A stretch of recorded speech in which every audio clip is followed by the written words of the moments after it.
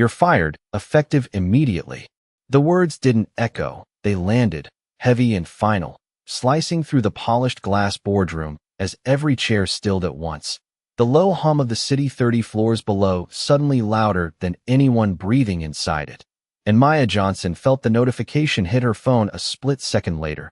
The same sentence now cold and official in an email she hadn't even opened yet. While across the table Richard Coleman stood rigid in his tailored navy suit, jaw tight, fingers still pressed against a $50 million contract he had just signed with the confidence of a man who had never been wrong in a room like this.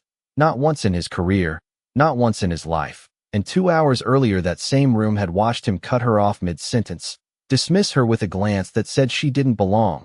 Not here, not in a conversation that moved numbers most people would never see in a lifetime. Because Maya wasn't a strategist. Not on paper. She was just an assistant, the one who scheduled meetings, who refilled water glasses, who stayed late long after the executives had gone home, the one whose name people read off a badge and forgot 5 seconds later, except she hadn't forgotten the numbers. Not the way the liability clause shifted responsibility line by line. Not the way the language bent just enough to look harmless while quietly transferring risk. Millions of dollars in exposure hidden behind words designed to blur accountability. She had seen it, flagged it, printed it, even typed a full breakdown and sent it at 6:42 a.m. before anyone else walked into the building. And still when she spoke, he didn't hear her. Not really, because his mind had already decided what she was worth and what she wasn't.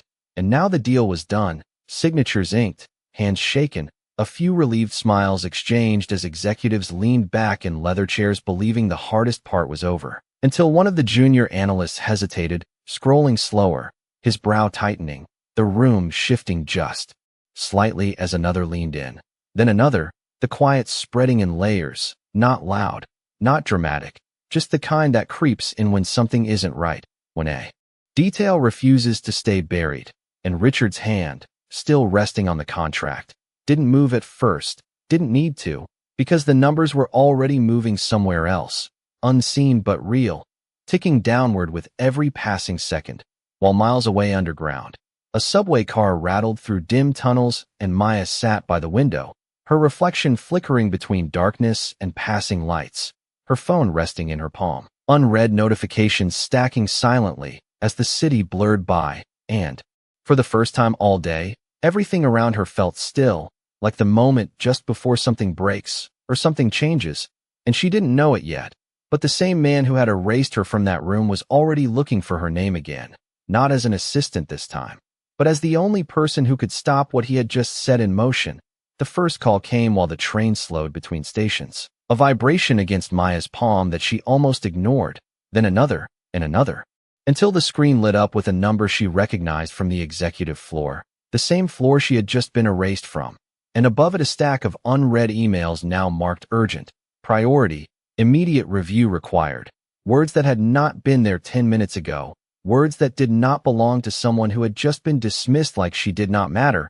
And back in the boardroom the air had changed, not loudly but completely. The kind of shift that pulled attention without asking for it as one analyst turned his monitor toward the others, highlighting a paragraph buried deep in the contract. Subsection C, line 3, the exact place Maya had pointed to earlier that morning when her voice had been steady and her hands had not shaken, explaining how the language did not protect the company but exposed it, how the phrasing allowed liability to transfer entirely under certain conditions. And now those conditions were not theoretical, they were active, already triggered by the structure of the deal itself. And Richard stood there staring at the screen, not speaking, not interrupting, his usual control replaced by something tighter, something quieter, as legal flipped through pages faster, checking clauses, calculating impact, numbers rising on one screen and falling on another, projections adjusting in real time, each update heavier than the last, millions at risk, then tens of millions, and no one in the room dared to say what all of them were thinking because the answer had already been said once before and ignored, and it had come from someone no longer in the building. While underground the train doors opened with a soft chime, and Maya stepped onto the platform, the noise of the city returning in layers, footsteps, distant announcements, the rush of air from another passing train, and she glanced down again at her phone, her name now filling the screen from contacts who had never needed her before, senior managers, legal advisors, even a direct line she had only seen on internal directories. And at the top of it all, one message stood out, shorter than the rest, no greeting, no formality, just a sentence that did not sound like the man who had spoken to her earlier. "Where are you?" And for a moment she did not move, did not answer, because the silence inside her felt different now, not the quiet of being overlooked, but the kind that comes when something shifts and you are the only one who knows exactly how far it will fall. And above ground in a glass tower filled with people who had built their lives on certainty, Richard Coleman finally picked up his phone, his reflection staring back at him in the dark screen before it lit up, and for the first time that day, he did not look like a man in control. He looked like someone who had just realized the cost of not listening. She did not answer right away, not because she did not understand the urgency, but because she did, completely. And that was exactly why she let the phone rest in her hand for one more breath as the crowd moved around her in steady waves, shoes tapping against concrete, voices blending into a distant hum, while her screen kept lighting up with incoming calls that no longer felt random. They felt coordinated, like a system scrambling to correct something already broken. And back in the tower, the tension had sharpened into something unmistakable as legal confirmed what no one wanted to say out loud. The clause was not just risky. It was active, triggered the moment the signatures were finalized, meaning the company had agreed to absorb liabilities that were not theirs, liabilities that could expand depending on how the partners structured their next move. And Richard stood at the head of the table, no longer speaking over people, no longer interrupting, just listening as the numbers were explained again, slower this time, clearer, undeniable, each sentence tightening the space around him as the reality settled in layers. And for the first time since the deal began, he asked a question without confidence behind it. How long before it escalates? And the answer came without hesitation. It already has. And that was when the room shifted again, not outwardly, not dramatically, but internally, because everyone there knew the same thing at once. The only person who had seen this early enough to stop it was no longer in the building. And on the platform, Maya finally moved, stepping toward the exit as another message appeared.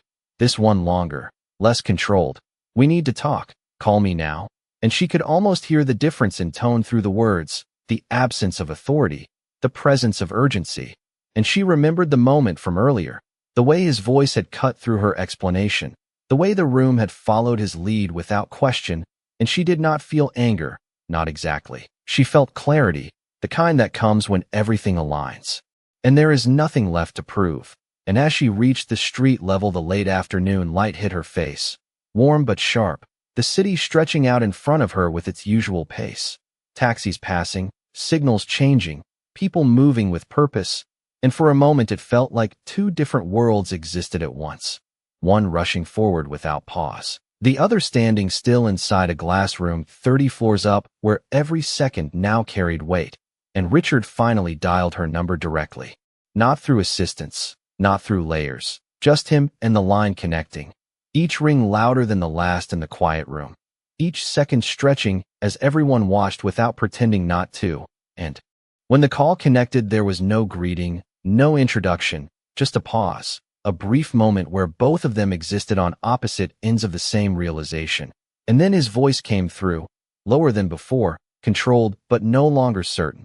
"Maya, I need you to tell me exactly what I missed." For a moment Maya said nothing, not to create tension, but because she was measuring something deeper than the question itself. The weight behind it, the shift in tone that no longer carried authority, but something closer to recognition. And when she finally spoke, her voice was calm, steady, the same way it had been in that room hours earlier when no one chose to listen. "You did not miss it," she said quietly. "You ignored it." And the words did not land like an accusation. They landed like fact, something already proven, something that did not need to be argued. And on the other end of the line, Richard did not interrupt, did not correct her, because the silence around him had grown too precise for denial. Screens still glowing with updated projections, legal teams whispering in controlled urgency. Every movement inside that boardroom now orbiting a problem that had already taken shape. And Maya continued, her eyes following the flow of traffic as she stepped onto the sidewalk. The clause shifts full liability under conditional restructuring. It looks standard, but it is not. The language allows them to redefine compliance after execution, which means anything they classify as a breach becomes your responsibility. And she paused only long enough for the meaning to settle, not because she needed him to understand, but because she knew he already did. You signed a variable risk structure without a cap, she added, and that is why the numbers are already moving. And inside the boardroom someone pulled up a live model, confirming exactly what she was saying. The exposure was not fixed, it was expanding, reacting to conditions outside their control, each update tightening the room further as the implications unfolded in real time. And Richard lowered himself slowly into his chair, not out of weakness, but because standing no longer made sense, his posture no longer matching the certainty he had walked in with. How do we stop it? He asked, the question direct, stripped of everything unnecessary. And again Maya did not answer immediately, not because she did not know, but because timing mattered now more than anything else. And across the street a pedestrian signal blinked from red to white. People stepping forward without hesitation, moving because the system told them it was safe. And she thought about that, about signals and trust, and the cost of misreading both. Then she spoke. You cannot undo the signature, she said, her voice even, but you can limit the damage if you act before they trigger the secondary clauses. And the room behind him reacted instantly to that phrase. Secondary clauses, documents flipping again, analysts searching faster, because that part had not even been considered yet. And Richard leaned forward, elbows on the table, listening in a way he had not allowed himself to before. What do you need? He asked, and it was not a command, not a negotiation. It was something simpler, something rarer in that space. It was a request, and for the first time since the call began Maya allowed a small pause to settle, not out of hesitation, but because everything that came next would change the direction of both their roles completely. Then she answered, clear, precise, without raising her voice. You need to get me back in that room. The words settled into the silence on both ends of the line. Not dramatic, not forceful, just exact. And inside the boardroom, every movement seemed to slow as Richard repeated them quietly, almost to himself. Get her back in the room. And no one questioned it this time. No one exchanged looks or hesitated, because the situation had already moved past hierarchy, past titles, into something far more immediate. And within seconds assistants were dialing, security was being notified. Access logs were pulled up on screens that had been showing projections just moments before, while legal teams shifted from analysis to containment, searching for any clause, any phrase that could be leveraged before the partner firm acted on their advantage. And Richard stood again, this time not out of control, but out of urgency, his movements sharper, more deliberate, issuing instructions without raising his voice. Find her, bring her back, full clearance, now. And across the city Maya stepped into the crosswalk as the light changed, the rhythm of traffic guiding her forward, her phone still in her hand, the call not yet ended, because she knew this moment was not about proving anything anymore. It was about timing, and timing was already slipping. You have less than an hour before they initiate the compliance review, she said, her voice steady over the noise of engines and footsteps. Once that happens, the secondary clauses activate automatically, and the exposure multiplies, and behind him someone confirmed it in real time, pulling up a timeline that had already begun counting down. The partner firm had scheduled a compliance audit trigger within the next 60 minutes, a standard procedure on paper, but now clearly a calculated move. And Richard closed his eyes briefly, not in defeat, but in recalibration, every decision he had made that day aligning into a single point of consequence. And when he opened them again, his tone had changed completely. No edge, no distance, just clarity. I will have a car waiting at the entrance, he said. Come straight up, no stops. And Maya paused at the curb just before stepping fully onto the sidewalk, the city stretching ahead of her in lines of motion and sound. And for a second, she considered the weight of what she was about to walk back into, the same room that had dismissed her without hesitation, the same voices that had followed that decision without question. And yet none of that mattered now, because the problem was real, and she had always been the kind of person who moved toward what needed to be fixed, not away from it. Then do not let anyone touch that contract again, she said. No edits, no responses, no communication with them until I get there. And there was a brief pause before Richard answered, "Understood," and this time the word carried something it had not before, not authority, not assumption, but trust. And as the call ended, Maya lowered her phone and exhaled slowly, the air cooler now as the sun dipped lower between buildings, and somewhere behind her a car horn sounded, sharp and brief, snapping the moment forward again.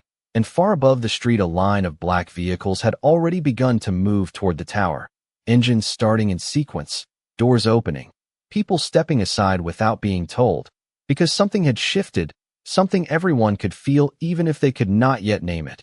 And in less than an hour, everything inside that room would either collapse under its own weight or be rebuilt. By the one person they had almost overlooked completely, the car door opened before she reached it, the engine already running, the city reflecting across its dark windows like streaks of moving light, and Maya stepped inside without hesitation, the interior quiet, insulated, as if the urgency outside had been sealed away for just a moment, but not completely, because her phone vibrated again in her hand, new updates, new timestamps, the countdown moving forward whether anyone was ready or not. And as the vehicle pulled into traffic, the skyline shifted beside her, glass towers catching the last stretch of daylight, each one a reminder of decisions made behind closed doors, decisions that rarely left room for voices like hers until something went wrong. And above them all the building waited, unchanged on the outside, but inside every second now carried consequence. While on the 31st floor the boardroom had transformed from a place of control into something tighter, more focused, screens filled with legal text, financial models recalculating with every adjustment, voices lower, sharper, each word chosen carefully because there was no longer space for assumption, and Richard stood near the head of the table, not seated, not pacing, just still, watching as the situation unfolded with a clarity that felt almost unfamiliar. And for the first time that day, he was not thinking about how to lead the room. He was thinking about how he had misread it, how he had misread her, the moment replaying not as anger now, but as error, precise and avoidable. And across the table someone confirmed the timeline again, 42 minutes until the compliance trigger, and counting, and no one spoke after that because the number itself said enough. And down in the street the car moved faster now, cutting through lanes with quiet efficiency, guided by drivers who understood urgency without needing explanation, and Maya leaned back slightly, not relaxing but aligning her thoughts, the contract replaying in her mind not as words but as structure, clause by clause, pathway by pathway, each potential outcome branching forward depending on how they responded next. And she knew there was still a way to contain it, not erase it, not completely, but narrow it, redirect it before the exposure widened beyond control. And as the car approached the tower, the reflection of the building stretched across the windshield, growing larger with each second until it filled her view entirely. And for a brief moment, everything slowed again, not outside but inside, the kind of stillness that comes right before re-entry, right before stepping back into a place that had already decided who you were. And she exhaled once, steady, not to calm herself, but to focus, because this time she would not be standing at the edge of the room. She would be walking directly into the center of it, and above, in a space filled with urgency and unspoken recognition, the elevator doors were already being held open, waiting for someone who had not been there that morning, but who now mattered more than anyone else in the building. The elevator doors slid open before the car had fully stopped, a quiet precision in the timing that matched the urgency above, and Maya stepped out onto polished marble floors that reflected every overhead light in sharp lines, her footsteps steady, unhurried, even as the tension in the building pressed down from every direction. And no one stopped her this time. No one questioned her presence, because the shift had already happened, the recognition moving faster than any formal acknowledgement ever could. And as she entered the elevator, the doors closed with a soft finality, sealing her into a vertical ascent that felt both silent and immense, the numbers climbing one by one, each floor bringing her closer to the same room that had dismissed her only hours ago. And inside that room, every conversation paused when the indicator light outside the door blinked, not because they were told to stop, but because something in the atmosphere demanded it. And Richard turned slightly toward the entrance, not fully, not yet, but enough to show where his attention had moved. while screens continued to display projections no one was actively discussing anymore. The data still updating, but the focus no longer on numbers alone. And then the doors opened, and for a brief second no one spoke, not out of hesitation but out of awareness, because the person stepping into the room was no longer the same role they had assigned to her earlier. And Maya did not look around for permission, did not slow her pace. She walked straight to the table, placing her bag down with a quiet, controlled motion, her eyes already scanning the documents laid out before her. And the room adjusted around her without needing instruction, chairs shifting slightly, people stepping back just enough to create space, not symbolic, but practical, and Richard spoke her name, not loudly, not with authority, just enough to acknowledge her presence. Maya.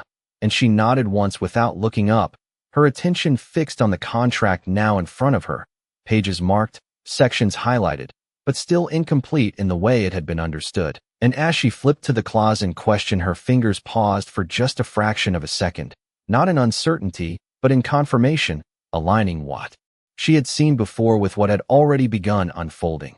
And then she spoke, her voice clear, measured, cutting through the room without force. They have already positioned the compliance trigger to activate the secondary exposure, which means they are expecting you to respond defensively. And that is where the real loss begins, and several heads turned toward the legal team, who immediately began cross-referencing her statement, finding alignment faster than before, because this time they were not searching blindly. They were following direction, and Maya continued without raising her tone. If you attempt to renegotiate now, you validate their structure. If you stay silent, you lose control of timing. So the only option left is to shift the interpretation before activation, and the room leaned in, not physically, but mentally, every detail now anchored to her explanation, and Richard watched her closely, not with skepticism, not with interruption, but with something far rarer in that space, full attention, because the balance had already changed, not by title, not by hierarchy, but by truth. And for the first time that day, the room was no longer reacting, it was waiting for her. Next move, the room did not move, not a chair, not a breath louder than the soft hum of the screens, as Maya reached for a pen and drew a single line across the clause, not to mark it, but to redefine how it would be seen. And when she spoke again, her voice carried a different weight now, not just explanation but direction.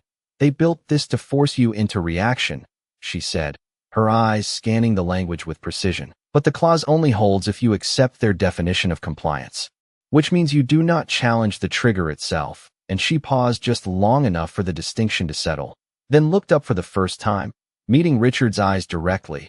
We are not going to respond to the trigger. We're going to redefine it. And across the table, legal shifted immediately, one of them leaning forward. You mean reinterpret the clause before activation? And Maya nodded once, already turning the page. Exactly, she said. They structured the language to assume a passive acceptance of their audit framework, but the contract does not lock you into their interpretation. It only references compliance standards, not ownership of them. And that is where the opening is, and the room changed again, not in volume, but in direction, screens flipping to regulatory frameworks, analysts pulling up external compliance definitions, the problem no longer expanding, but narrowing, taking shape under her control. And Richard stepped closer to the table, not to lead but to listen, because every word now carried consequence. And Maya continued, her tone steady, controlled. If we issue a formal clarification now, before their trigger completes, we shift the authority of interpretation back to us, which means their clause cannot expand without mutual validation. And someone on the legal team responded almost immediately. That would freeze the secondary exposure, and Maya nodded again.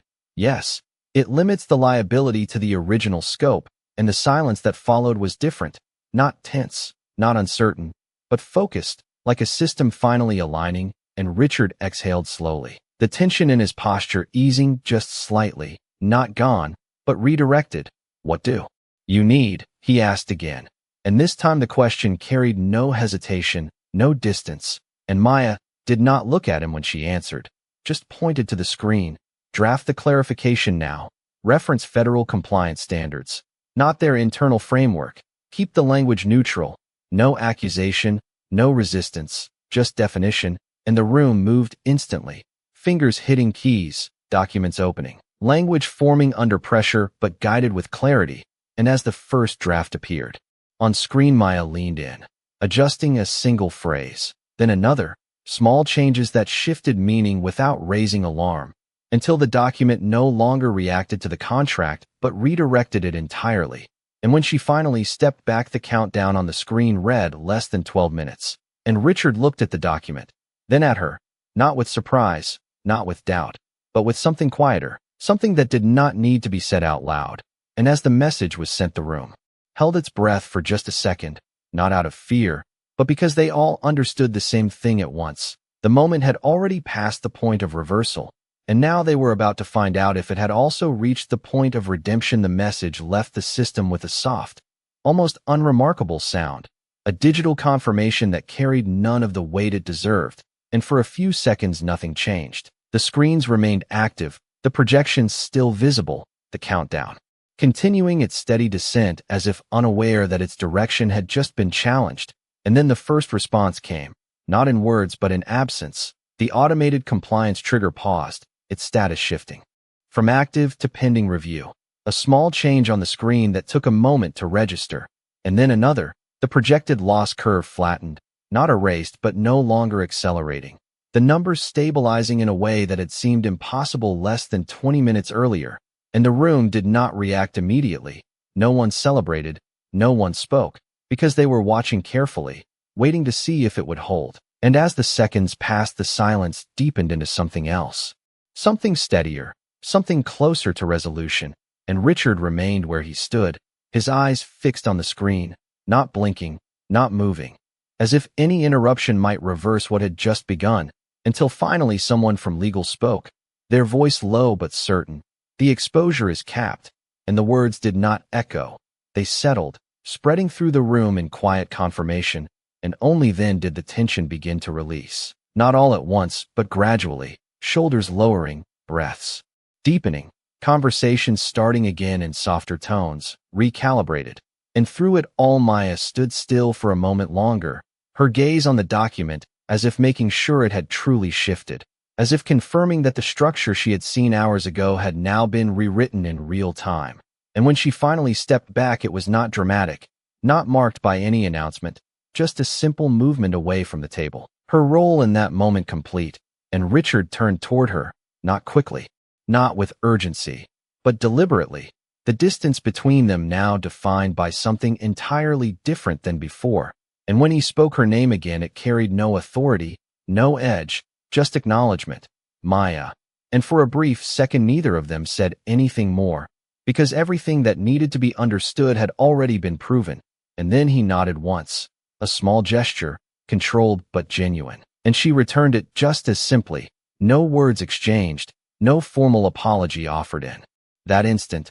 But the shift was unmistakable, not in position, not in title, but in recognition. And around them the room continued to move, teams adjusting projections, documenting changes, preparing statements. But the energy had changed, no longer driven by urgency alone, now guided by clarity. And as Maya reached for her bag, the